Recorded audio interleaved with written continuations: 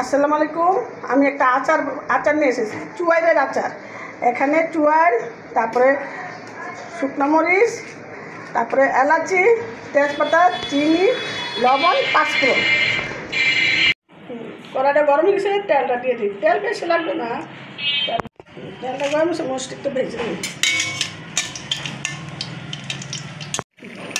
মরিচটা ভাজা হয়ে গেছে, তুলে নিই। একটা এলাচ আর তেজপাতা দিয়ে দিই, চুয়ারটা দিয়ে দিলাম, লবণ দিয়ে দিলাম,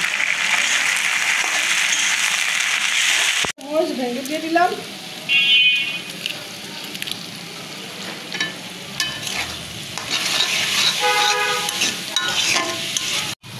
চিনিটা দিয়ে দিলাম,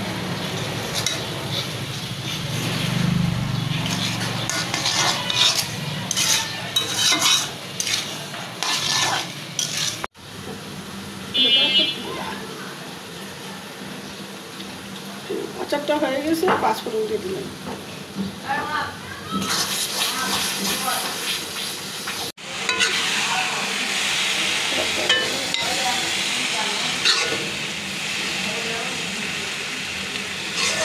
চুয়ারের আচারটা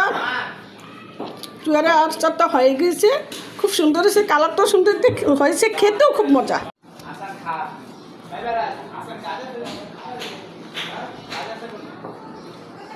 Right.